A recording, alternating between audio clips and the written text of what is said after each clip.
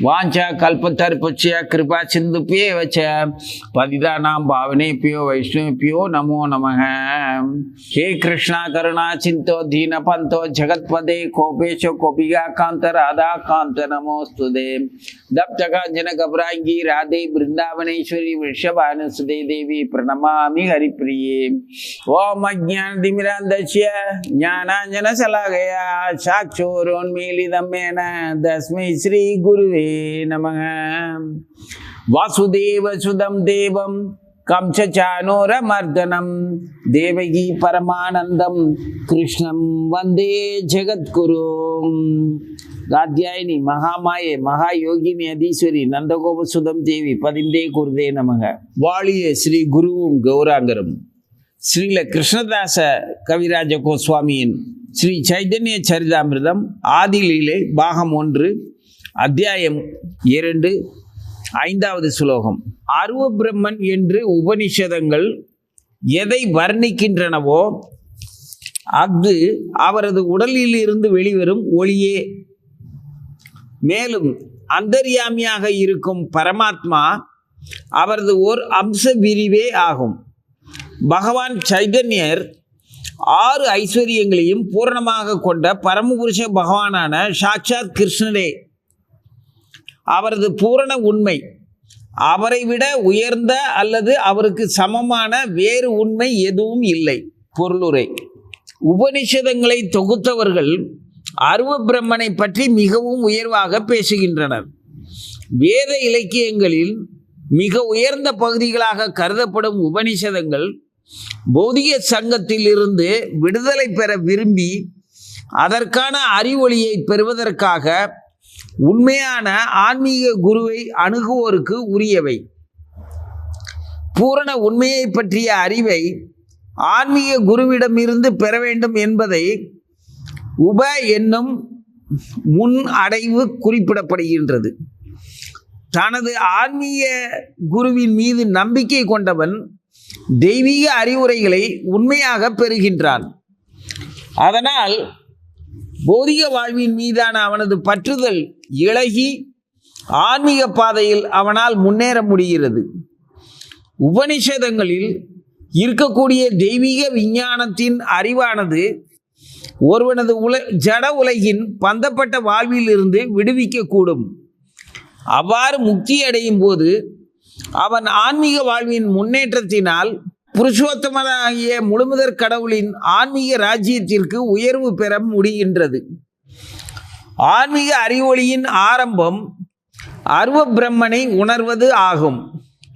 அத்தகைய உணர்வானது பௌதிக பன்முகத்தன்மையை ஒதுக்குவதன் மூலமாக படிப்படியாக அடையப்படுகின்றது. பூரண உண்மையை பகுத்தறிவுடன் அணுகுவதால் அடையப்படும் தொலைதூர அனுபவம் அல்லது பகுதி உணர்வே அருவ பிரம்மனின் உணர்வாகும். இது குன்று ஒன்றினை தூரத்திலிருந்து காண்பவன் அதனை புகை சூழ்ந்த மேகமாக எடுத்துக்கொள்வதுடன் ஒப்பிடப்படுகிறது. குன்றானது புகை சூழ்ந்த மேகம் அல்ல. ஆனால் ஒருவன் அதனை தூரத்தில் இருந்து பார்க்கும்போது அவனுடைய பக்குவமற்ற பார்வையின் காரணத்தினால் அது அவ்வாறு தென்படுகின்றது. பூர்ண உண்மையின் பக்குவமற்ற அல்லது புகை சூழ்ந்த உணர்வின் ஆன்மீக பன்முகத்தன்மை இல்லாதிருப்பதை எளிதில் காணலாம். எனவே இந்த அனுபவம் அத்வைதவாதம் அல்லது பரம்பொருளுடனான ஒருமையை உணர்தல் எனப்படுகின்றது. பிரம்மனுடைய அருவமான பிரகாச ஒளியானது முழுமுதற் கடவுள் ஸ்ரீ கிருஷ்ணரின் திருமேனியில் இருந்து வரக்கூடிய கதிர்களே ஆகும். ஸ்ரீ கௌரசுந்தர் எனப்படும் பகவான் ஸ்ரீ சைதன்ய மகாபிரபு சாட்சாத் ஸ்ரீ கிருஷ்ணரே என்பதால் பிரம்மஜோதியானது அவருடைய தெய்வீக திருமேனியில் இருந்து வரும் கதிர்களே ஆகும். அதுபோலவே பரமாத்மா என்று அழைக்கப்படுபவரும் சைதன்ய மகாபிரபுவின் அம்சமே. அந்தர்யாமியாக ஒவ்வொரு உயிர்வாளியின் இதயத்திலும் இருக்கும் பரமாத்மா எல்லா உயிர்வாளிகளையும் கட்டுப்படுத்துகின்றார். இது பகவத்கீதையில் உறுதி செய்யப்பட்டுள்ளது. சர்வஸ்ய சாகம் ஹிருதி சன்னிஷ்ட நான் ஒவ்வொருவரின் இதயத்திலும் வீற்றுள்ளேன் என்று பகவான் ஸ்ரீ கிருஷ்ணர் கூறுகின்றார். பகவத்கீதை 5வது அத்தியாயம் 29வது ஸ்லோகத்தில் மேலும் கூறுவது யாதெனில், போக்தாராம் யக்ஞதவசாம் சர்வலோக மகேஸ்வரம், பரமாத்மாவின் வடிவில் செயல்படும் முழுமுதற் கடவுளை எல்லாவற்றிற்கும் உரிமையாளர் என்று இங்கே சுட்டிக்காட்டப்படுகின்றது. அதுபோலவே பிரம்ம சம்ஹிதை அண்டாந்தரஸ்ட பரமாணு சாயாந்தரஸ்டம் என்றும் கூறுகின்றது. பகவான் எங்கும் இருக்கின்றார், ஒவ்வொரு உயிர்வாளியின் இதயத்திலும் இருக்கின்றார், மேலும் ஒவ்வொரு அணுவிலும் இருக்கின்றார். இவ்வாறாக பகவான் தமது அம்சமான பரமாத்மாவின் மூலமாக எங்கும் வீற்றுள்ளார். மேலும் பகவான் சைதன்யர் சாக்ஷாத் கிருஷ்ணரே என்பதால் அவர் எல்லா செல்வம், வலிமை, புகழ், அழகு, அறிவு, துறவு ஆகியவற்றிற்கு எஜமானராகவும் உள்ளார்.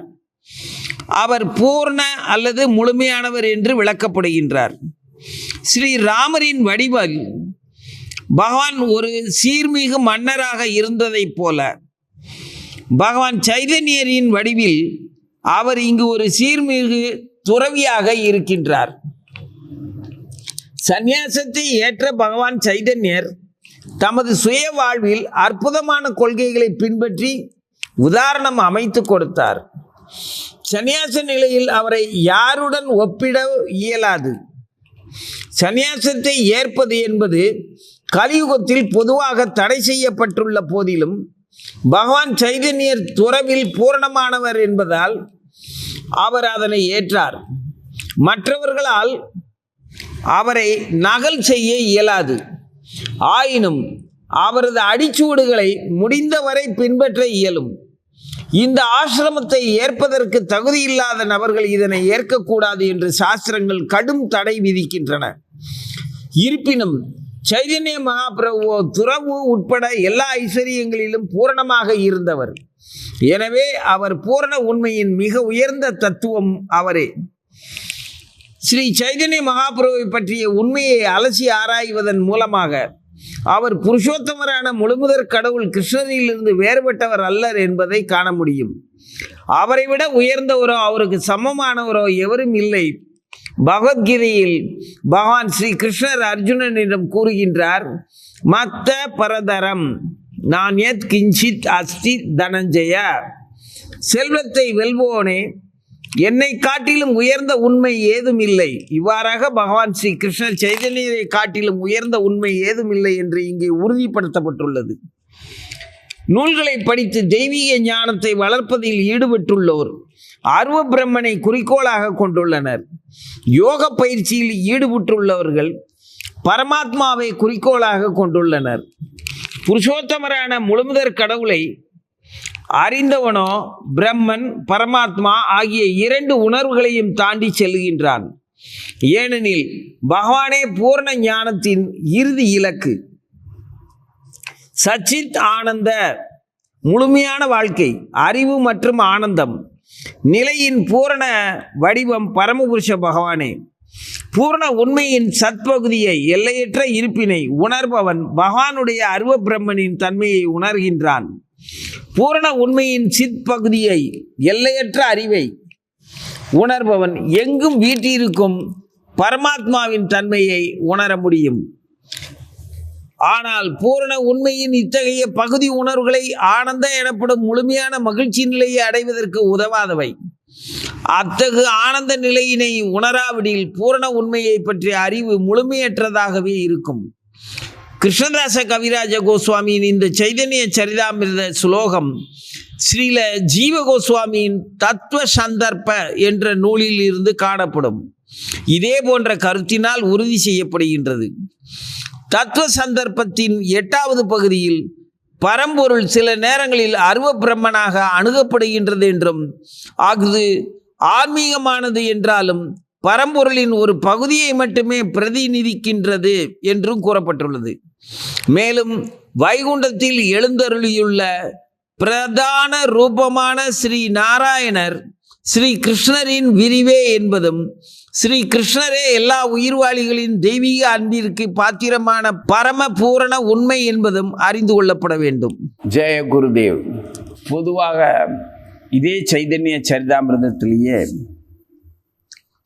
ஒருவன் பணிவோட ஆச்சாரியன்ட்ட கல்மிஷம் இல்லாத மனசு தூய மனதோட ஆச்சாரியன்ட்டையோ சைதன்ய சரிதாமிர்த ஸ்லோகத்தை ஒரு ஸ்லோகம் படித்தாலும் சரி, அவனால் பூர்ண உண்மையை அடைய முடியும். அதாவது இதே முதல் அத்தியாயத்தில் 109வது ஸ்லோகத்தில் பகவானே சொல்கிறார், பணிவுடன் செவியுற்றால் போதும், அறியாமையின் எல்லா தவறுகளிலிருந்தும் இதயத்தினை அது விடுவிக்கும். அப்போது கிருஷ்ணரின் மீதான ஆழமான பிரேமையை அடைய முடியும். இதுவே அமைதிக்கான பாதையாகும். ஸ்ரீ சைதன்ய மகாபிரபு, ஸ்ரீ நித்யானந்த பிரபு மற்றும் ஸ்ரீ அத்வைத பிரபுவின் புகழை பற்றியும் அவரது பக்தர்கள் பக்தி செயல்கள், பெயர்கள் மற்றும் புகழினை அவர்களது நித்திய அன்பு பரிமாற்றங்களுடன் ரசங்களுடன் இணைந்து பொறுமையுடன் ஒருவர் செவியுற்றால் பூரண உண்மையின் சாரத்தை கற்றுக்கொள்ளலாம். அது மட்டும் இல்லை, இந்த சைதன்ய சரிதாமிர்தத்தில் பக்தர்களுடைய தூய பக்தர்கள் மகாபிரபுனுடைய அவதார ரகசியத்தை தெரிந்தவர்கள், மகாபிரபு முழுமுதற் கடவுள் பகவான் ஸ்ரீ கிருஷ்ணனுடைய அம்ச அவதாரம், அதாவது துறவுக்கான பூரண அவதாரம். இதில் ஸ்ரீ ராமச்சந்திர சக்கரவர்த்தியாக பகவான் முதல்ல அவதரித்ததா நம்ம பல காலமாக வால்மீகி ராமாயணம், கம்பராமாயணம்னு இப்படி பல இதை கேட்டிருக்கோம். தொடர்ந்து எத்தனையோ ஆச்சாரியர்கள் அதுக்கு விளக்க உரையும் அதுக்கு அதை நம்பிக்கையோட வாழ்க்கையில் கடைப்பிடிக்கக்கூடிய எளிய வகையிலையும் அதை நமக்கு சொல்லி தந்துக்கிட்டு தான் இருந்திருக்காங்க. காலங்காலமாக இருக்குது. அதுக்கப்புறம் மகாபாரதத்திலிருந்து பகவான் ஸ்ரீ கிருஷ்ணர் சைதன்ய, அந்த சைதன்யம்ங்கிறது கிருஷ்ணனுடைய பூரண அம்சம். அவருடைய வைபவம் மொத்தத்தையுமே, அதாவது வேதாந்தம், சித்தாந்தம், அந்த மாதிரியான உபனிஷத்துக்கள், வேத இலக்கியங்கள் எல்லாருமே சொன்ன முழு சைதன்யம். சைதன்யம்ங்கிறது முழு அம்சம். அந்த மொத்த ஆற்றலும் மொத்த பகவானுடைய வைபவமும் அவருடைய பூர்ண அம்சத்தோட கிருஷ்ணரா வந்து அர்ஜுனனுக்கு சொன்னதா பகவத்கீதை, பகவானுடைய கீதமான அந்த பகவத்கீதை. அப்போ ராமச்சந்திர சக்கரவர்த்தியா வந்து வாழ்ந்து காட்டினார். சராசரி மனுஷனாகவும் அதே சக்கரவர்த்தி அவதாரத்திலேயே வாழ்ந்து காட்டிட்டார். சராசரி மனிதனாகவா, அதற்கும் கீழே பாமரனா இருந்து வாழ்ந்து காட்டியிருக்கிறார். பாமரனா வாழ்ந்து காட்டினவர் அடுத்து இந்த பாராளும் சக்கரவர்த்தியாகவும் மறுபடி வாழ்ந்து காட்டுறார் ஒரே ஜென்மத்தில். அதில் 6 வகையான அம்சமும் அந்த ஒரு ஜென்மத்திலேயே இருக்குது. அழகு இருக்குது, புகழ் இருக்குது, வீரம் இருக்குது, வலிமை, துறவு இருக்குது, அறிவு இருக்குது. எல்லாமே அந்த 6 வகையான ஐஸ்வர்யங்களோடையும் முழுசாவே ராமராகவே வாழ்ந்து காட்டிட்டார். சக்கரவர்த்தியாக வாழ்ந்தார். துறவு, பூர்ணமான துறவையும் காட்டினார். அதில் அப்புறம் அவருடைய வீரத்தை காட்டினார், அவருடைய அழகு காட்டினார், அவருடைய செல்வத்தை காட்டினார்.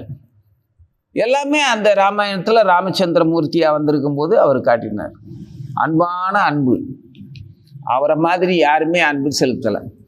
சகல ஜீவர்கள்ட்டையும் அன்பு செலுத்தினார். அதில் தன்னுடைய பரம எதிரியா, அதாவது துஷ்டனா ஒருத்தனை பாவிச்சு அந்த துஷ்ட சக்தியை அவங்கிட்ட இருந்து அழிக்கிறதுக்காக அதையும் அன்போடையே செய்தார். ராவண வதமும் கூட அவன்கிட்ட அன்பையும் கருணையும் அவனுடைய சிறந்த தன்மைகளையும் எல்லாத்தையுமே புகழ்ந்து தான் அதுக்கப்புறம் அவனுடைய துஷ்ட செயலுக்கு ஏற்ற தண்டனையை அவர் வழங்கினார், விடுதலை அடைந்தான். அவனுடைய குற்றச் செயல்களிலிருந்து ராமனுடைய பார்வைக்கு முன்பாகவே எல்லாருமே நிறைய பேர் ஜனஸ்தானத்தில் அசுரர்களாக அழிக்கப்பட்டதா சொல்லப்படுற அத்தனை பேருமே பகவான் அவங்களுடைய குற்றச் செயல்களிலிருந்து விடுவித்தார். இப்படி காலங்காலமாக படிச்சுட்டு வந்திருக்கிறோம். அதனால அது நமக்கு ராமனாவே பார்த்தோம், கடவுளாவே பார்த்தோம். அப்படித்தான் நமக்கு கற்பித்தார்கள். அதில் எந்த ஒரு மனக்கிலேசமும் இல்லாமல் பரிபூரண உண்மையை அப்படியே அனுபவித்தோம். ஏன்னா அதற்கான கோவில்களும் அதற்கான விழாக்களும் அந்த வரலாற்று சான்றுகளும் வேத இலக்கியங்களை சொல்லப்பட்ட அந்த தர்மங்களும் நம்ம கடைப்பிடிக்கக்கூடிய வகையில் பெரியவங்க நமக்கு கற்றுக் கொடுத்த விதத்துலேயும் வாழும் முறையில் அது நம்பிக்கைக்குரியதாகவே தொடர்ந்து வந்துச்சு. அதனால கடவுள் பற்றியுமே அந்த நமது எண்ண பதிவு அதில் எந்த ஒரு சந்தேகமும் இல்லை. சச்சித் ஆனந்த நிலை, அது அருவ பிரம்மமா? அருவ பிரம்மம்னா என்ன அர்த்தம்? ரூபமற்ற ஆற்றல்களா எங்கும் நிரம்பி இருக்கிறத அருவ பிரம்மம் அப்படின்னு படிச்சிருக்கிறோம்.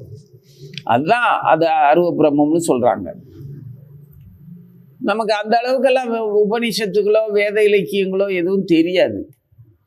ஆனால் ராமச்சந்திரனா பகவான் வந்திருக்கிற போது அதை காலங்காலமாக நமக்கு சொல்லித்தந்த அந்த விதத்தில் நாம் அதை கடவுளை அப்படிங்கிற அந்த ஒரு எண்ணத்தில் மனசில் பதிவில் அறிவுபூர்வமாக தான் நம்பணும். நமது அபிலாசைகள் எல்லாத்தையுமே அந்த ராமர்கிட்ட சொல்லுவோம். ராமர் கோயிலுக்கு போகிறது, ராமாயணம் கேட்கறது, பிரசாதங்களை வாங்கிக்கிறது, இந்த மாதிரி பக்தி விழாக்களில் பரிபூரண நம்பிக்கை இருந்தது. அதுக்கு அடுத்து அந்த நம்மளுடைய அறிவு ஆயுள் புலன்களுக்கு நாம் எஜமானனா இருக்கிறதுக்கு பதிலாக புலன்களும் புத்தியும் மனம் புத்தி அகங்காரம்ங்கிற அந்த ஐம்புலனும் இந்த மூணும் சேர்ந்து நம்மளை ஆளத் தொடங்கிறதுக்கு நாம் இடம் கொடுக்குற அளவுக்கு நமது நிலை பரிதாபகரமான பலகீனமாக ஆக ஆரம்பித்த உடனே பகவான் ஜீவர்களை காப்பாற்ற அவர் தான் ஒவ்வொரு அணுவுக்குள்ளேயும் உள்ளும் புறமா எங்கும் நிறைஞ்சிருக்கிறாரு. அருவ பிரம்மங்கிறதும் அவர் தானே.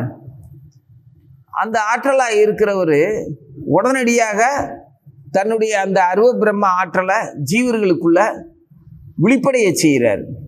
அதனால எல்லா ஜீவர்களுமே அருவ பிரம்மத்தை நம்ப ஆரம்பிச்சிட்டாங்க. கடவுள் அப்படிங்கிற அந்த ரூபத்தை சச்சித் ஆனந்த விக்கிரக நிலையில் பகவான் வந்தது, வாழ்ந்தது, அவர் நமக்கு கற்றுக் கொடுத்தது, அவரோடு சேர்ந்து நாம் எல்லா விதமான நவவித பக்தியவும் ரசித்தது எல்லாமே எல்லாத்து மேலேயும் இருக்கக்கூடிய அந்த பாசம் குறைஞ்சி, அந்த அன்பு குறைஞ்சி, அது நம்மளை ஆள்றதுக்கு அனுமதிக்கிற அந்த அறிவும் குறைஞ்சி, சேவை மனப்பான்மை குறைஞ்சி, புலன்கள் வசப்பட்ட உடனே இந்த அருவ பிரம்மத்தை ஏவி விடுறாரு பகவான். இந்த பௌதிக இயற்கை எப்படி ஜட இயற்கை அவருடைய மேற்பார்வையில் இயங்குதோ அதே மாதிரி அருவ பிரம்மம் அவருடைய ஆற்றல் தான். ரூபமற்ற அந்த ஆற்றல் தூண்டப்பட்டு ஜீவர்களுக்கு தட்டி கொடுத்து அவனுடைய அறிவுக்கேற்ற மாதிரி அதை நம்ப வைக்கிற அளவுக்கு அது வந்துருச்சு. அப்போதான் பாண்டவர்கள் கௌரவர்கள் அப்படிங்கிற அந்த நிகழ்ச்சிகள் எல்லாம் பாரதத்தில் தொடர்ந்து நடக்க ஆரம்பிச்சது. அவங்களுடைய நிகழ்ச்சிகள் எல்லாமே சராசரி மக்களுடைய சண்டை சச்சரவு, போட்டி பொறாமை, ஆசாபாசங்கள், பல அதிசயங்கள் நிரம்பிய ஒரு சொந்த பந்தம், வில்வித்தை, கல்வி, கேள்வி எல்லாத்துலேயும் சிறப்பாக தான் இருந்துச்சு. நம்ம நினச்சி பார்த்தோம்னா அது ஒரு அற்புதமான ஒரு வாழ்க்கை முறை. எப்போ ராமச்சந்திரனுக்கு அப்புறம் இந்த பூமியோட காலகட்டத்தில் மனிதர்களுடைய வாழ்க்கை முறை. இதுலேயும் பகவான் 6 வகையான ஐஸ்வர்யத்தோடு தான் அவதரித்தார். ஸ்ரீகிருஷ்ணர் எல்லா புகழும் அவருக்கு தான், அவரைத்தான் நம்ம வணங்கணும். இப்படி நேரடியாகவே வாழ்ந்து காட்டினார். அருவ பிரம்மமும் நானே, என்னிலும் மேலான உண்மை இல்லைன்னு நிரூபித்து காட்டினார். அவரை விட உயர்ந்ததோ அவருக்கு சமமானதோ எதுவும் இல்லை அப்படிங்கிறத நிரூபித்து காட்டினார்.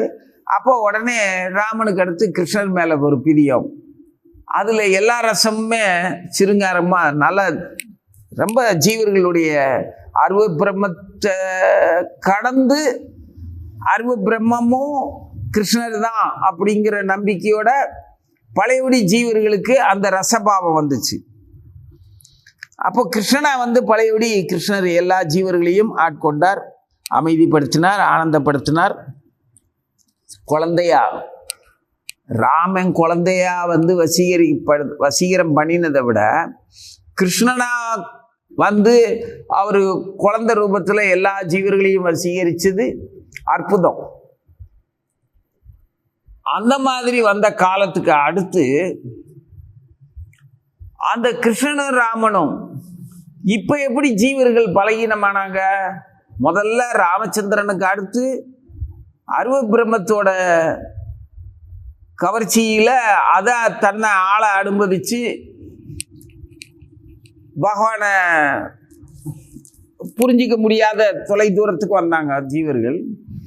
அடுத்து கிருஷ்ணர் வந்தாரு, திரும்பவும் அதே ரசபாவத்தில் அந்த சச்சிதானந்த ரூப வழிபாட்டிலையும் அந்த அருவ பிரம்மங்கிறது பகவானுடைய அம்சம்தான் அப்படிங்கிறதையும் தெரிஞ்சு அந்த ரசபாவம் இருந்துச்சு. அதுக்கப்புறம் இந்த நவரசத்துல போதிய புலன்கள் மீண்டும் தலையெடுத்து அதுகளே ஜட இயற்கையின் தொடர்புனால இவனுடைய அறிவு குறைவுனால மீண்டும் புலன்கள் தலைவிரிச்சு ஆட ஆரம்பிச்சிருச்சு. அப்போ கிருஷ்ணனுடைய அந்த ரசபாவம் கூட தனது உடல் சார்ந்த மனம் சார்ந்த தன்னுடைய சிற்றறிவுக்கு எட்டின வகைக்கு ரசபாவத்தில் வெறும் சாதாரண இன்பமா வெறும் கேளிக்கையா இப்படி வர ஆரம்பிச்ச உடனே திரும்ப ஜீவர்களை காப்பாற்றுறதுக்காக பகவான் அவதரிக்க வேண்டிய அவசியம் வந்தது. வெறுமன அவர் கிருஷ்ணர் சொல்லியிருக்கிறார், துஷ்டர்களை அழிப்பதற்காக சாதுக்களை காப்பதற்காக ஒவ்வொரு யுகத்திலையும் நான் வர்றேன் அப்படின்னு சொல்லியிருக்கிறாரு. உண்மைதான், சாதுக்களை காப்பாற்றுறதுக்காக வர்றாரு. துஷ்டர்களை அழிக்கணும்னு நினைச்சா அவர் எங்கிருந்து வேணாலும் அழிக்கலாம், அது ஒரு விஷயம் இல்லை. சாதுக்களை காப்பாற்றுறதும் அவர் எங்கிருந்து வேணாலும் காப்பாற்றலாம், அவதரிக்கணும்னு அவசியம் இல்லை. அதை விட பெரிய ஆபத்து என்னன்னா, ஜீவன் தன்னைத்தானே அறிவிலியா ஆக்கிக்கிறது. தனக்கு வழங்கப்பட்ட அந்த புலன்களை தனக்கு வழங்கப்பட்ட வாழ்க்கை முறைய வாழும் முறைய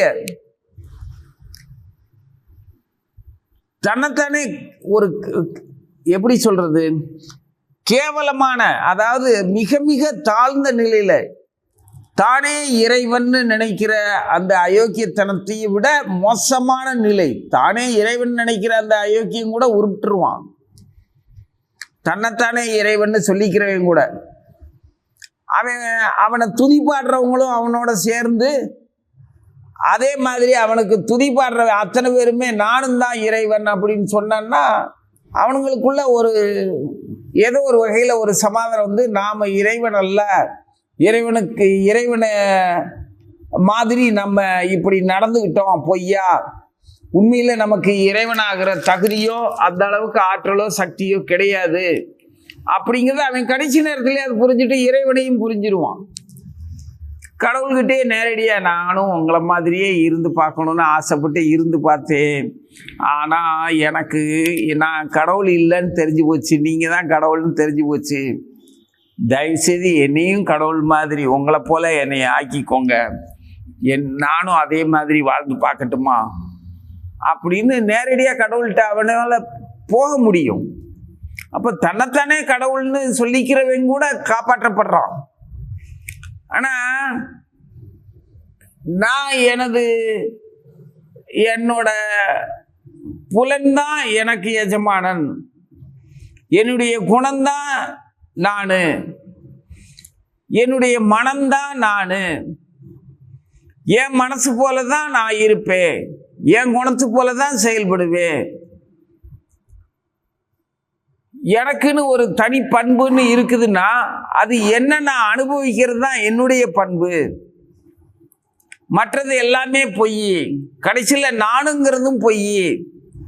இப்படி ஒரு தற்கொலைக்கு ஆளாகிற மாதிரி தன்னை பிரம்மமாகவும் உணர தெரியல, தன்னை ஒரு ஜீவனாகவும் இறைவனுடைய அம்சமான ஒரு ஜீவனாகவும் உணர தெரியல, தனக்குள்ள பரமாத்மா உணர்வாக இருக்கின்றான், உயிராக இருக்கின்றான்ங்கிறதையும் உணர தெரியல. அப்படிங்கிற ஒரு நிலை வரும்போது பகவான் அவதரிச்சு அவனை காப்பாற்ற வேண்டிய அவசியம் வந்துருச்சு. தீமையிலிருந்து காப்பாற்றுறதில்ல, தன்னைத்தானே முட்டாளாக்கிக்கிறதுல இருந்து அவனை காப்பாற்ற வேண்டிய அவசியம் கடவுளுக்கு வந்துருச்சு. அவர் தீமையை அழிக்கிறதா இருந்ததுன்னா எங்கேருந்து வேணாலும் எப்படி வேணாலும் அழிப்பார். இப்போ தீமைங்கிறது ஒன்றுமே இல்லை, எந்த வகையிலையுமே தீமை இல்லை இந்த கலியுகத்தில். இந்த கலியுகம் அற்புதமானது, மிக மிக அழகானது, எளிமையானது, சுலபமானது. ஆனால் பயங்கரமான அஞ்ஞான இருள் நிறைந்தது. இருட்டுக்குள்ள இவன் சுகமா இருக்கிறதா நம்புறான், வேற ஒண்ணுமே இல்லை. என்னுடைய புலனை தவிர, என்னுடைய இந்த இன்பங்களை தவிர, உடல் சார்ந்த தேகம் சார்ந்த இன்பத்தை தவிர, இந்த தேகத்தை தேகத்துக்கு முன்னாடியோ அல்லது இந்த தேகத்துக்கு பின்னாடியோ எந்த ஒரு இன்பமும் இல்லை. அதனால இந்த தேகத்துல இருக்கும்போதே நான் என்னுடைய இன்பங்களை அனுபவிப்பேன் அப்படிங்கிற ஒரு அயோக்கியத்தனம்னு கூட சொல்ல முடியாது. பரமமான ரொம்ப சுத்தமான வடிகட்டின முட்டாள்தனம். அதுல தன்னுடைய தேகம் எவ்வளவுதான் துன்பத்துக்கு ஆளானாலும் சரி, விபத்துக்கு ஆளாகி சிதைஞ்சாலும் சரி, அதை சரிப்படுத்தி சுகப்படைகிறதுக்கு தான் பாடுபடுறானே தவிர, இது நமக்கு இந்த தேகத்தினால இருக்கக்கூடிய இந்த வலி வேதனை இந்த தேகத்துக்கு வர்றதுக்கு முன்னால நமக்கு இல்லை, இந்த தேகத்தை விட்டுட்டோம்னாலும் நமக்கு இல்லை அப்படிங்கிறதெல்லாம் யோசிக்கிறதுக்கே அறிவே கிடையாது. அது எப்படி எனக்கு இந்த துன்பம் வரலாம் உடல்ல, அதை நான் சரி பண்ணி பாட்டுறேன் பார் அப்படின்னு மல்லு கட்டிட்டு இருக்கான். இப்போ இவனை காப்பாற்றுறதுக்கு மகாபிரபுவா துறவு மனப்பான்மையில் கடவுளே வர வேண்டியதாக இருக்குது. முன்னால் சக்கரவர்த்தியாக வந்தார், பாமரனா வாழ்ந்து காட்டினார், சத்தியத்துக்காக வாழ்ந்து காட்டினார், வேதமே தர்மமாக வடிவெடுத்து வந்துச்சு. அப்போ அவர் தர்மமாக காட்டும்போது கூட சரியா, அவர் தர்மபுத்திரர் தான், தர்மமானவர் தான், சக்கரவர்த்தி திருமகன் தான், அவர் எந்த தப்புமே பண்ணலை. அப்புறம் ஏன் அசுர பயில்கிட்டெல்லாம் அடி வாங்குறாரு? அவர் தான் அடி வாங்கினாரு. ராமலட்சுமணர்கள் மயங்கி விழுந்த அளவுக்கு, மூர்ச்சையாகி விழுகிற அளவுக்கு யுத்தம் நடந்துச்சுல்ல. ஆஞ்சநேயர் சஞ்சீவி மூலிகையை கொண்டு வந்து 2 பேரும் எழுப்புனார்ல. அப்போ இவங்க என்ன தப்பு பண்ணாங்க? அசுர பயில்கிட்ட அடி வாங்கி மூர்ச்சை ஆகிற அளவுக்கு ஆஞ்சநேயர் வந்து பக்தன் வந்து காப்பாத்துறான் பகவானை. அப்படித்தான் ராமாயணத்தில் இருக்கு. அவங்க என்ன பண்ணாங்க? தர்மம் அப்படித்தான். தர்மம் தன்னை தர்மப்படியே எந்த ஒரு காரணமும் இல்லாம தர்மம் தன்னை தானே எப்படி தண்டிச்சுக்கும்? காரணம் இருக்குது, தர்மம் தன்னை தண்டிச்சுக்கும். அதுதான் தர்மத்தின் அழகே. தர்மத்தை நிலைநாட்டுறதுக்காக யாரையாவது கடுமையான அபவாதத்துக்கு ஆளாக்கினால் அதுக்கு தர்மம் தனக்குத்தானே அந்த அதர்மத்துக்காரங்க கிட்ட அடி வாங்குறத தனக்குத்தானே வாங்கிக்குது. அதான் தர்மம். பாவம் கையை அவங்களுக்கு இன்னைக்கு வரைக்கும் அபராதமான ஒரு சித்தரிப்பு தான் அவங்க மேல.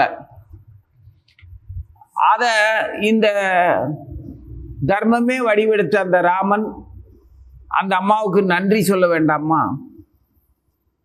அதுக்காக அசுரங்கிட்ட அவரும் அடி வாங்கிக்கிறார். அங்கே அந்த அம்மாவுக்கு பட்ட அவஸ்தை. ஆனாலும் அந்த கதாபாத்திரம் ஏன் இது அழகாக நடந்திருக்கலாம். கைகேயி அம்மா தான் காட்டுக்கு அனுப்பணும்னு இல்லாமல் பட்டாபிஷேகம் நல்லபடியாக நடந்து நான் கொஞ்ச நாள் கானகத்தில் இருக்கக்கூடிய மக்கள், அதாவது சாதுக்கள், சன்னியாசிகள், முனிவர்கள், இவங்க எல்லாத்தையும் துஷ்ட மிருகங்கள்கிட்ட இருந்தோம், அந்த துஷ்ட அசுரர்கள்ட்ட இருந்தோம் பண்பற்ற ஒழுக்கமற்றவர்கள்ட்ட இருந்தோம், அவங்கள நான் காப்பாற்ற போறேன் அப்படின்னு சக்கரவர்த்தியாவே போய் அவர் காப்பாற்றலாம். இதுக்கு என்ன காட்டுக்கு போறேன், சாமியார் ஆகி போறேன், சன்னியாசி ஆகி போறேன் அப்படின்னு ஊர் மக்களை பூரா அழ வச்சு, சொந்த பந்தங்களை பூரா தவிக்க விட்டு, அவங்க அப்பாவை தவிக்க விட்டு சாவடிச்சு, பொண்டாட்டியை பறி கொடுத்து, இப்படியெல்லாம் போய் அவர் இந்த காட்சியெல்லாம் எதுக்கு வந்துச்சு? கைகை மேலே பழியை சுமத்தி தர்மம் ஏன் இப்படி நடத்தணும்? ஏன் சக்கரவர்த்தியாவே அவர் போய் நல்லபடியா எல்லா அசுரர்களையும் அழிக்கலாமே? அங்கே எல்லாருமே முனிவர்கள் போன உடனே, ஏய் ராமா, உனக்காக தான் காத்திருந்தேன், இதோ பாத்தியா இந்த அசுர பயலுக எங்கள் சாதுக்களுடைய தேகத்தை பூரா தின்னு இந்த போட்டிருக்கிற எலும்பு குவிகளை பாரு அப்படின்லாம் காட்டுறாங்கல்ல. இதுக்கு இவர் ராஜாவே போய் அழகா எல்லாத்தையும் காப்பாற்றிருக்கலாமே. பட்டாபிஷேகத்தை நிறுத்தி துறவோட போய் ஏமாந்து தான் அசுரர்களை இப்படி ஒரு டிராமா நாடகம் நடத்தி தான் அசுரர்களை அழிக்கணுமா என்ன? தர்மம் சராசரியாக தன்னை சாமானியன்கிட்டையும் கொண்டு போய் சேர்க்கறதுக்காக தன்னை அந்த நிலைக்கு ஆளாக்கிடுச்சு. சக்கரவர்த்தியாக தோன்றினாலும் கூட பித்ருவாக்கிய பரிபாலனம் அப்படிங்கிற சத்தியம், அந்த வாக்கு தவறாத அந்த சத்தியம், அது மட்டும் இல்லை, மனிதனுக்கு மனித குலத்துக்கு தேவையான அத்தனை தர்மத்தையும் காப்பாற்றுறது, அத்தனை தர்மத்தையும் கையாண்டு வாழ்ந்து காட்டுறதுக்காக துறவு நிலையில தான் அந்த துறவோட பூரணத்துவத்தை தான் சக்கரவர்த்தி திருமகனாக இருக்கும்போதும் உணர்த்தினார். அன்னைக்கு இருந்த மக்களுக்கு அந்த பொறுமையும் நீண்ட ஆயுளும் பணிவும் ஆச்சாரியர்கள் மேலே நம்பிக்கையும் இருக்கிற மக்கள்ங்கிறதுனால அது சரியாக இருந்துச்சு. அடுத்து கொஞ்சம் புத்தி தடுமாறி நான் எனதுங்கிற அகங்காரம் தலை தூக்கும்போது கிருஷ்ணரா வந்து தட்டி கொடுத்து சரி பண்ணி கொடுத்தாரு. அடுத்து இப்போ இருக்கிற கலியுகத்தில் மக்களுக்கு அந்த அளவுக்கு ராஜ்ய பரிபாலனமான ராஜ அம்சமான ஒரு நற்குணமும் கிடையாது, நீண்ட ஆயுளும் கிடையாது, மன ஆரோக்கியம் கிடையாது, உடல் ஆரோக்கியம் கிடையாது. அப்போ இவனை என்ன பண்ணுறது? உடனடியாக காப்பாற்றணும். அவசர சிகிச்சை எல்லாத்தையும் விட்டுரு, உதறிடு, உன் தேகம் போய், உன்னுடைய புலன் போய், நீ அருவ பிரம்மம்னு நினைக்கிற அந்த முட்டாள்தனம் ஒன்று போய் நேரடியாக நீ பகவான் நாமத்தை சொல்லு, உடனடியாக உனக்கு சகல உண்மையும் பூரணமாக வெளிப்படுத்தப்படும், நல்லபடியாக புரியும். நீ நாம மட்டும் சொல்லு அப்படின்னு சொல்றதுக்கு சன்னியாசியாக பகவான் வந்து ஆக வேண்டிய அவசியம் வந்துருச்சு. அதுதான் சைதன்யர் அவதாரம். இந்த சைதன்ய அவதாரத்தில் நான் தான் கிருஷ்ணன், நான் தான் ராதையும், நான் தான் ராமனும் அப்படிங்கிறத அவர் ஒவ்வொரு கட்டத்திலையும் தன்னுடைய தூய பக்தர்கள் முன்னால் நல்லா காட்டுறாரு. வராக அவதாரத்தை காட்டுறாரு, எல்லாத்தையுமே நேரடியாக காட்டுறாரு. அற்புதங்கள்லாம் சும்மா ஏதோ வித்தை மாதிரியெல்லாம் காட்டலை. தூய பக்தர்கள் முன்னால் நாம சங்கீர்த்தனத்தோடு சேர்ந்து பல்வேறு அவதாரங்களையும் அந்த அம்சம் மொத்தமே நான் தான், ராமனும் நான் தான், கிருஷ்ணரும் நான் தான், சைதன்ய மகாபிரபுவும் நான் தான், ராதையும் நான் தான் அப்படின்னு அந்த பிரேம பக்தியினுடைய பூர்ணத்துவத்தை ரொம்ப சுலபமாக கொடுத்துட்டார். கிருஷ்ணனாக இருந்து அவருக்கு அவ்வளோ பாடம் நடத்தினதையும் ராமனாக வாழ்ந்து காட்டினதையும் சைதன்ய மகாபிரபுவா வந்திருக்கும் போது ரொம்ப சுலபமாக காட்டிட்டார். இதெல்லாம் நமக்கு கிடைச்ச அற்புதமான பெரும் பாக்கியம். எப்படி பாக்கியம்? ராமனா இருக்கிற அயோத்தி மாநகரத்தில் நம்ம அயோத்தி நகர மக்களாக வாழலை அந்த அளவுக்கு. அப்போ என்னவா இருந்தோமோ தெரியாது, ஏதோ ஒரு ஜந்துவாக இருந்திருப்போம். அடுத்து கிருஷ்ணனாக இருந்த காலத்துலேயும் நாம் இருந்திருப்போம், ஏதோ ஒரு ஜந்துவாக இருந்திருப்போம். அது இப்போ இந்த கலியுகத்தில் ஒரு கேடான ஒரு அற்பமான மானிட பதரா வந்து பிறந்திருக்கும். இப்போ நம்மளை காப்பாற்றுறதுக்கு பகவான் ராமனாகவும் கிருஷ்ணனாகவும் சைதன்யராகவும் ராதையினுடைய பிரேமையோடு வந்திருக்கிறாருன்னா அப்போ நமக்கு எவ்வளோ பெரிய பேரதிர்ஷ்டம். அயோத்தி மக்களை விட, துவாரகா மக்களை விட, மதுரா மக்களை விட அற்புதமான பாக்கியம் நமக்கு கிடைச்சிருக்கு. ஏன்னா நம்ம நினைச்சா அயோத்தி நகர மக்களாக வாழலாம், நாம் விரும்பினா துவாரகை மக்களாக வாழலாம், நாம் விரும்பினா பிருந்தாவனத்து கோபாலர்களாக வாழலாம். இன்னும் கொஞ்சம் ஆழ்ந்து விரும்பினோம்னா சைதன்யருடைய பக்தர்களா உடனடியாக ஆகலாம். நாடு என்ன, மொழி என்ன, இனம் என்ன, தகுதி என்ன, கல்வி என்ன, செல்வம் என்ன, எதுவுமே ஆண் என்ன பெண் என்ன, சூத்திரன் என்ன பெண்களாக இருந்தான்னா, யாரா இருந்தான பரம சண்டாளனா இருந்தான்னு தொடர்ந்து சொல்லு மகாமந்திரத்தை. ஹரே கிருஷ்ணா ஹரே கிருஷ்ணா கிருஷ்ண கிருஷ்ண ஹரே ஹரே ஹரே ராம ராம ராம ஹரே ஹரே. ராதாராணியினுடைய ஆச்சாரியனுடைய பூர்ண அனுகிரகம் உடனடியாக உனக்கு கிடைச்சிரும். உனக்கு தேவை என்ன? பண்பு இல்லை, குணம் இல்லை. பண்பு சுத்தமாக கிடையாது. குடிப்பிறப்பினால் வர்றது பண்பு. இங்கே குடி முழுகி போச்சு, அப்புறம் எங்கிட்ட பண்பு. சரி, குணத்தால் குணம் ரஜகுணம் தமகுணம் சத்துவகுணம்னு 3 தான் தலைப்பு. ஆனால் ஒவ்வொரு குணத்துக்குள்ளேயும் எவ்வளவு முட்டாள்தனம் இருக்கணுமோ அத்தனையும் கலந்து தான் இருக்குது சத்துவகுணத்தில் கூட. அப்புறம் மனம் எப்பவும் ஆசைகளாலும் விரக்திகளாலும் பயத்தினாலையும் சந்தேகங்களாலையும் தற்பெருமையினாலையும் களங்கமாக இருக்குது. குட்டை, அழுகி போன குப்பைகள்லாம் சேர்ந்து இருக்கிற அந்த குட்டையில் எப்படி இருக்குமோ அதுபோல் மனம் கலங்கிய மனமாக இருக்குது. மனதை தூய்மைப்படுத்தணும். மகாமந்திரம் சொல்லு, தூய்மையாகிடும். குணத்தை அடையாளம் தெரிஞ்சுக்கோ. என் குணம் இதுதான் அப்படிங்கிறத அடையாளம் தெரிஞ்சுக்கோ. தெரிஞ்சுக்கணும்னா மகாமந்திரம் சொல்லு, குணம் தெரிஞ்சிடும். என்னோட குணம் இப்படி இருக்குது, இந்த குணத்தில் என்னை எப்படி அழகுபடுத்திக்கிறது, என்னுடைய குணம் அழகாகணும் அப்படின்னா நானே தான் முயற்சி பண்ணணும். மகாமந்திரம் தொடர்ந்து சொல்லணும். சைதன்யரை நம்புறியா, நீ கிருஷ்ணனை நம்புறியா, ராமனை நம்புறியா, ராதையை நம்புறியா, நமக்கு மகாமந்திரத்தை சொல்லி கொடுத்த குருவை நம்புறியாங்கிறதெல்லாம் அப்புறம். முதல்ல பணிவோட நாமம் சொல்லுன்னு சொன்னா சொல்லு, அதுக்கப்புறம் பார்ப்போம். அது நாம மகிமையை பற்றி பல ஆச்சாரியர்கள் சொல்லியிருக்கிறாங்க. அதில் ரொம்ப சிறப்பான ஒரு பெரிய விஷயம் என்னன்னா, மாடோட கொம்பு முனியில் அதனுடைய முனைப்பகுதியில் கடுகை வச்சோம்னா அந்த கடுகு நிற்குமா? மாடு தலையாட்டும்ல அப்படின்னு எல்லாம் யோசிக்க வேணாம், சும்மா சொல்கிறேன். அது சொல்லியிருக்கிறாங்க. அப்படி அந்த கொம்புல இருக்கிற கடுகு விழுகிற நேரத்துக்குள்ள நம்ம நாமம் சொன்ன நாமத்துக்கான பலன் நமக்கு கிடைச்சிருமா? அப்படியெல்லாம் பாராட்டுறாங்க. ஆனா நம்ம என்ன செய்யறோம்? அந்த கிடைச்ச பலனை கூட நம்ம குணத்தை நாம பார்த்துக்கிறதுக்காக பயன்படுத்துறது இல்லை. நமது பண்பற்ற நிலையை தெரிஞ்சுக்கிறதுக்காக அந்த நாமத்தினுடைய மகிமையை பயன்படுத்துறது. இந்த குழம்பிய மனசுல, களங்கமான மனசுல இவ்வளவு குப்பை இருக்கே. ஆசை இருக்குது, பயம் இருக்குது, வெக்கம் இருக்குது, கையாலாகாத திறமை இருக்குது, தற்பெருமை இருக்குது, பேராசை இருக்குது, ஏமாற்றம் இருக்குது, வஞ்சகம் இருக்குது, போட்டி பொறாமை இருக்குது, நான் பெரியாள் நீ பெரியாள், நான் எப்படிப்பட்ட பணிவை தவிர மீதி எல்லா குப்பையும் இருக்குது.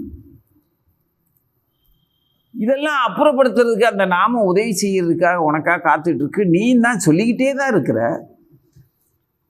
பக்தி ரசாமிரத சிந்துல ரூப கோஸ்வாமி சொன்ன மாதிரி ஒரு தூய்மையா ஒரு தடவை ஹரிநாமம் சொல்லிட்டேனாலே உன்னோட மனம் தெளிவாயிரும், தூய்மையாயிரும், பரிசுத்தமாயிரும், கங்கா தீர்த்தம் மாதிரி. அதே மாதிரி உடனடியாக உன்னுடைய குணமெல்லாம் இப்படிப்பட்ட குணத்துலையா நம்ம இருக்கிறோம், நமக்கு இவ்வளவு குணம், இந்தந்த மாதிரிலாம் குணம் நம்மளை இந்த மாதிரி படுத்தி இருக்கிறோம், இந்த குணத்துக்கு நம்ம எஜமானன் ஆகணுமே தவிர இந்த குணம் நமக்கு எஜமானன் ஆகக்கூடாது அப்படிங்கிற ஒரு வீரம் வந்திருக்குமே. அந்த வீரம் வந்துருச்சுன்னா உனக்கு அறிவு வந்துருமே, அறிவு வந்துருச்சுன்னா பண்பு வந்துருமே. பண்போ குணமோ மனமோ இந்த 3ல் ஏதாவது ஒன்று இருந்துச்சுன்னாலும் அவனுக்கு ஆச்சாரிய சம்பந்தம் கிடைச்சிரும். ஆச்சாரிய சம்பந்தம் கிடைச்சுன்னா ஆச்சாரியன் நாமம் சொல்றதுக்கான அதிகாரத்தை கொடுத்துருவான். அப்படி நாமம் சொல்ல முடிஞ்ச உடனே நம்மகிட்ட இல்லாத பண்பு, அதாவது நல்ல பண்பு கெட்ட பண்பெல்லாம் கிடையாது, இல்லாத பண்பை நம்ம நாமம் சொல்ல ஆரம்பித்த உடனே, பணிவுங்கிற பண்பு வந்த உடனே தூய்மையான பண்பு வந்துடும். அதுக்கப்புறம் நமது குணங்கள் நமக்கு அடையாளம் தெரிஞ்சிடும். அதுக்கப்புறம் மனம் தூய்மை ஆயிரும். அப்போ என்ன செய்யணும்? மனத்தை தூய்மைப்படுத்துறதுக்கு முயற்சி பண்ணா குணம் ஒன்றை காப்பாத்தினாலே மீதி அந்த ஒன்று மற்ற 2 ஆற்றல்களையும் காப்பாற்றி விட்டுரும். இது எமர்ஜென்சி, அதாவது அவசர கால பிரகடனம். ஜீவனுக்கு இந்த கலியுகம் மிக மிக குறைந்த ஆயுள், குறைந்த புத்தி, ஆனால் மிகப்பெரிய பயன், அற்புதமான பயன். இந்த யுகத்துல எல்லா யுகத்து மக்கள் மாதிரியும் வாழ முடியும். இன்னைக்கு நாம் சந்திக்கிற இந்த சமூகத்துல நம்ம தாராளமா பார்க்கலாம். நல்லா ஆழ்ந்து கவனிச்சு பார்த்தோம்னா தெரியும். நமது துயரங்களை விட்டுருங்க, நமது கஷ்டங்களை விட்டுருங்க, நமது குணக்கேடுகளை விட்டுருங்க. இந்த குப்பையெல்லாம் ஒரு வாரமா இருக்கட்டும். மகாமந்திரம் சொல்ல தெரிஞ்சிருச்சு, நமக்குன்னு ஒரு குரு கிடைச்சிட்டாரு. நம்ம ஒரு இடத்துல உட்காந்து மகாமந்திரம் சொல்றோம். அதனுடைய பயனை நம்ம அனுபவிக்கிறோமோ அனுபவிக்கலையோ, அது என்னென்னமோ பண்றோம், அதெல்லாம் ஒரு பக்கம் இருக்கட்டும். ஆனா இந்த ஹரே கிருஷ்ணா மகாமந்திரத்தை சொல்ல தெரியாதவனோ, சொல்லணுங்கிற அறிவே இல்லாதவனோ, இந்த நாட்டை ஆள்றதுக்காக, இந்த மக்களை ஆள்றதுக்காக தன்னுடைய புலன்களையும் தன்னுடைய செல்வத்தையும் தன்னுடைய வாழ்நாள் ஆற்றல், மொத்த மனித ஆற்றலையும் வயோதிகத்தை கூட பொருட்படுத்தாம இவ்வளவு ஆணவத்தோடையும் அகங்காரத்தோடையும் இயற்கையவும் நிர்வாகத்தையும் ஜட உலக பௌதிக நிர்வாகத்தையும் சிதைச்சிக்கிட்டு ஆன்மீக விதிமுறைகள், கோவில் குளங்கள், ஆன்மீக வாழ்க்கை, சனாதன தர்மம் எல்லாத்தையுமே அழிச்சுக்கிட்டு அதில் சோத்துல மண்ணை போட்ட மாதிரி இப்படி வாழ்ந்துக்கிட்டு இருக்கிற இந்த சமூகத்தை நம்ம பார்க்குறோம். மகாமந்திரம் சொல்றவங்க, நம்மளை மாதிரி சொல்றவங்க, எல்லா நாட்டுக்காரங்களும் எந்த மொழி கடந்து இனம் கடந்து எல்லாரும் மகாமந்திரம் சொல்லி சௌக்கியமா இருக்கிற அந்த மக்களுக்கு மத்தியில துவாரகை மக்களும் கோபாலர்களும் கோபியர்களுமா வாழ்ற அந்த மக்களுக்கு இடையில நமக்கு ஒரு இடம் கிடைச்சிருச்சு. நம்ம மகாபிரபு அடிச்சுவற்றை பின்பற்றி நமக்கு பக்தி வந்துருச்சா இல்லை புத்தி வந்துருச்சான்னு தெரியலனாலும் மகாமந்திரம் வந்துருச்சு, ஆச்சாரியன் கொடுத்துட்டான். இந்த இடத்துல இருந்து நம்ம பார்க்குறோம் எவ்வளோ கேடான சமூகத்தை பார்க்குறோம். சர்வசாதாரணமா விரதம், தவம், அதே சமயத்தில் பகவான் நாமத்தை சொல்ல தெரியாமலும் கூட பல்வேறு செயல்முறைகளால் ஆன்மீக திருவிழாக்கள் அப்படின்னு சொல்லிட்டு கேளிக்கையும், எந்த மாதிரியான கேளிக்கை, அசுரத்தனமான கேளிக்கைகள் எல்லாம் கொண்டாடக்கூடிய பல உபத்திரவங்களான கேளிக்கைகளையும் நம்ம பார்த்துக்கிட்டு இருக்கோம். இதில் மதம்னெல்லாம் ஒன்றும் கிடையாது. எந்த மதமாக இருந்தானே இவனுங்க அடிக்கிற லூட்டியில் நம்ம மகாமந்திரத்தை தவிர மீதி எல்லாம் என்னென்னவோ சொல்கிறானுங்க.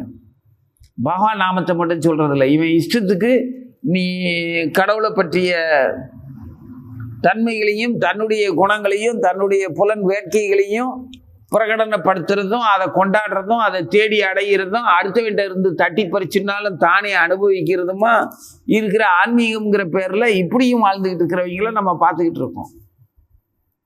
இவனுங்களெல்லாம் மகாமந்திரத்தை சொல்லி எப்படி காப்பாற்றுறது? பகவான் எப்படி காப்பாற்றுவார்? நம்மக்கிட்ட கொடுத்துருக்கிற மகாமந்திரத்தை வச்சு நாம் அவங்கள காப்பாற்றுறதுக்கு முயற்சி பண்ணணும். எப்படி முயற்சி பண்ணணும்? ஹரே கிருஷ்ணா அப்படின்னு ஒருத்தனை சொல்ல வைக்கணும் அப்படின்னா நீ முதல்ல ஹரே கிருஷ்ணா மகாமந்திரத்தை நம்பிக்கையோட தொடர்ந்து சொல்லணும். அப்போ நீ அடுத்தவனுக்கு நீ மகாமந்திரத்தை சொல்லு அப்படின்னு நீ மந்திரம் கொடுக்கவே வேண்டாம். அவனே நம்மளை பார்த்து இவங்க ஹரே கிருஷ்ணா அப்படின்னு அவங்க சொல்லிடுவாங்க. அந்த ஒரு சொல்லு அவன் ஒரு தடவை நம்மளை அடையாளப்படுத்துறதுக்காக இவங்க ஹரே கிருஷ்ணா சேர்ந்தவங்க அப்படின்னு சொல்ல வச்சிட்டோம்னா அந்த அவன் சொன்ன அந்த மகாமந்திரம் நம்ம சொன்ன மகாமந்திரத்துக்கு வலிமையை தந்துடும். அப்போ நமது குணமும் நமது மனமும் நமது பண்பும் தூய்மையாயிரும். அப்போ நாம சொல்ற மகாமந்திரத்துக்கு வலிமை வேணும்னா என்ன செய்யணும்? நம்ம யாரையாவது சொல்ல வைக்கணும்னா அவன்கிட்ட போய் கெஞ்சிக்கிட்டு இருக்க வேண்டாம். நாம ஒழுங்கா மகாமந்திரத்தை தொடர்ந்து சொன்னாலே அடுத்தவங்க இந்த அற்ப கூட்டத்துக்குள்ள அகங்காரத்துக்குள்ளேயும் அறியாமைக்குள்ளேயும் இருக்கக்கூடிய அந்த ஆணவம் பிடிச்ச அந்த அறிவு கெட்டவனுங்க அவன் எந்த நிலையில் இருந்தாலும் சரி, நாம் சொல்கிற அந்த தொடர்ந்து உச்சரிக்கிற அந்த மகாமந்திரத்தினுடைய வலிமையினால் நம்ம மானசீகமாக அவன் மேலே வச்சிருக்கிற அந்த கருணை, மகாபிரபு மேலே வச்சிருக்கிற நம்பிக்கை, அதோடு நம்ம சொல்லும்போது மகாமந்திர ஜெபம் பண்ணும்போது அவன் சுலபமாக நம்மளை அடையாளப்படுத்திடுவான். இவங்க ஹரே கிருஷ்ணா இயக்கத்தை சேர்ந்தவர்கள், மகாபிரபு சைதன்யரை வணங்குறவங்க அப்படின்னு அவன் சொல்லிட்டான்னா, அவன் அப்படியாவது மகாபிரபு பேரையும் மகாமந்திரத்தையும் ஒரு தடவையாவது உச்சரிச்சிட்டான்னா, அந்த அவன் அடைய போகிற அந்த வெறும் பாக்கியத்துக்கு, அவன் அடுத்து அடைய போகிற ஒரு தூய்மையான ஒரு வாழ்க்கைக்கு பகவான் சைதன்யருடைய கட்டளைப்படி மகாமந்திரத்தை நாம் விநியோகம் பண்ணிட்டோம். இது குறைந்தபட்சம். பக்திவேதாந்த சுவாமியினுடைய புத்தகங்களை விநியோகம் பண்ணலாம், மகாமந்திரத்தை, பகவத்கீதையை, பாகவதத்தை, ராமாயணத்தை குழந்தைகளுக்கு சொல்லி கொடுக்கலாம். அப்படிங்கிறதெல்லாம் பெரிய விஷயம். அதுக்கெல்லாம் யாரும் நம்ம அளவுக்கு நம்ம பாகவதம் சொல்லவும் பகவத்கீதை சொல்லவும் புத்திமதி சொல்கிறதுக்கும் நமக்கு அந்த அளவுக்கெல்லாம் நமக்கு தூய்மையும் நன்னடத்தையும் நமக்கே வேணும். நமக்கே அந்த துறவு மனப்பான்மையும் வலிமையும் வேணும். அதெல்லாம் சம்பாதிக்கிற அளவுக்கு நமக்கு நம்மளாலே முடியலைங்கும் போது அப்புறம் எதுக்கு அதை தேடியே அதெல்லாம் சம்பாதிச்சுட்டு அப்புறமா அட்வைஸ் பண்ணுவோம் யாருக்கும்? முதல்ல நம்ம மகாமந்திரத்தை சொல்லுவோம், தொடர்ந்து சொல்லுவோம். மானசீகமாக பகவான் சைதன்ய மகாபிரபு மூலமாக எல்லா ஜீவர்களுக்கும் இந்த சைதன்ய சரிதாமிர்தத்தை வழங்கின கிருஷ்ணதாச கவிராஜ கோஸ்வாமியினுடைய அருளாளர், பக்தி ரசாமிரத சிந்து ரூப கோஸ்வாமி, சனாதன கோஸ்வாமி, விருந்தாவனத்து 6 கோஸ்வாமிகள் அருளாலையும் நமது குருவினுடைய அருளாலையும் நமக்கு கிடைச்ச வலிமையை பயன்படுத்தி மகாமந்திரத்தை நல்லா ஆழ்ந்து உச்சரிப்போம், தொடர்ந்து உச்சரிப்போம். உச்சரிக்கிறதுனால பயன் நம்மளை மகாபிரபுடைய பக்தர்கள் இவங்க அப்படின்னு மற்றவர்கள் பார்க்குற மாதிரி, சொல்கிற மாதிரி, நம்மளை ஒதுக்கி சொன்னாலும் பரவாயில்ல, பழிச்சு சொன்னாலும் பரவாயில்ல, ஏதோ ஒரு வகையில் இவன் அந்த கூட்டத்தை சேர்ந்தவன் அப்படின்னு சொல்லட்டும். அந்த சொல் அப்படி அவனை நினைக்க வச்சிட்டோம்னா அவன் உருப்பிடுவான். அவனை உருப்பிட வச்ச அந்த பாக்கியம் மகாபிரபுட்ட இருந்து நமக்கு கிடைக்கும். அதனால எந்த சூழ்நிலையிலையும் மகாமந்திரத்தை நாம் சொல்கிறதுக்கு உறுதி எடுத்து நம்மளையும் காப்பாற்றிக்கிட்டு இந்த லோகத்தையும் காப்பாற்றுறதுக்கு பகவானுடைய கட்டளைக்கு கீழ்ப்படுகிறதுக்கு முதல்ல பழகுவோம்.